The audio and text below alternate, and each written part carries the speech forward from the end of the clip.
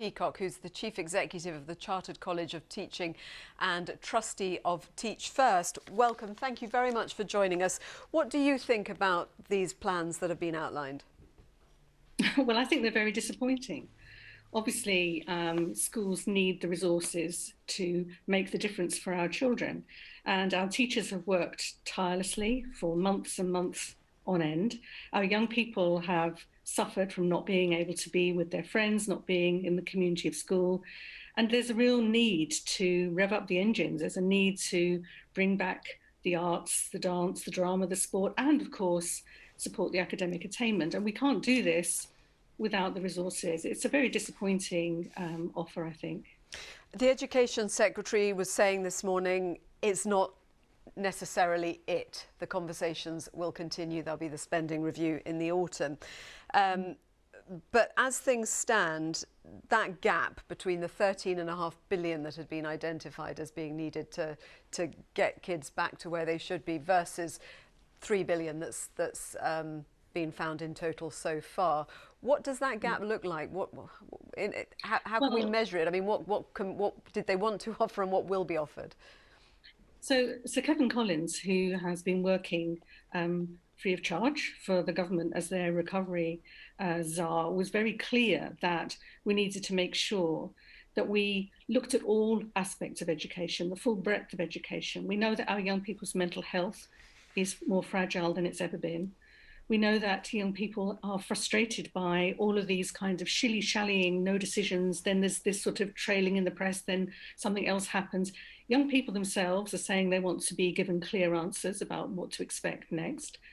It will be very interesting, actually, to see what the Children's Commissioner work that she's doing at the moment, the big ask. She's been touring the country, the new Children's Commissioner, Rachel D'Souza, touring the country asking children what they think and what would help them. It's really important that we listen, because young people's voices were really muted during the pandemic.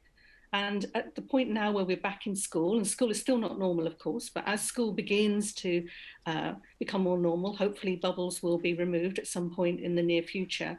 We want our young people to rediscover the joy of learning, rediscover the joy of being in school. And essentially, these resources were kind of promised to us, albeit without a figure attached to them, as a way of saying, look, we're going to build our schools back even better than they were before. And this feels quite disappointing.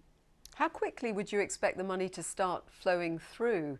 Because obviously time is of the essence. I mean, the kids they need to catch up from what they've lost before, but meanwhile, as you say, schools still aren't fully back to normal. And next year will start, and presumably, as things stand, the curriculum for next year will just be back to normal with exams back to normal. Will kids be ready for that? Well, in terms of the money flowing, I think the reality is the funding for teacher learning, that won't come to schools. That will be to do with national programmes.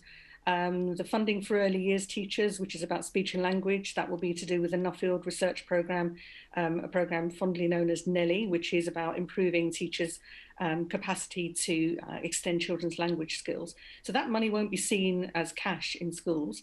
The money for tutoring will be for schools to allocate to the service that's providing the tutoring. So actually there are a lot of strings around all of this.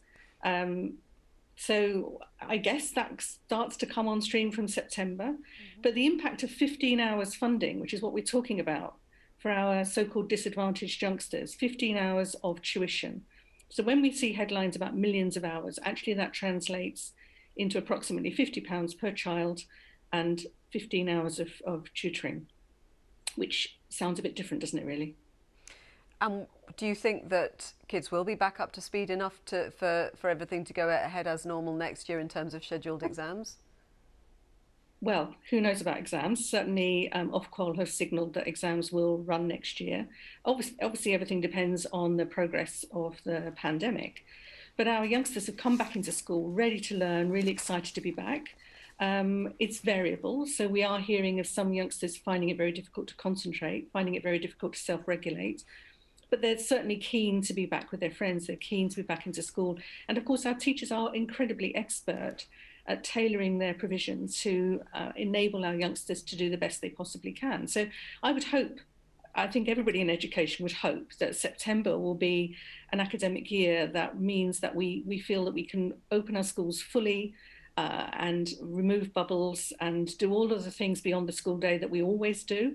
You know, the drama productions, the sport, everything else that we always do. But you must be aware that the teaching profession is under a tremendous amount of pressure, and has been for many, many months. We've been trying really hard to do everything to the best of our capacity to support our young people, our staff, our communities. And this does feel a bit of a disappointing judgment today. Dame Alison Peacock, thank you very much.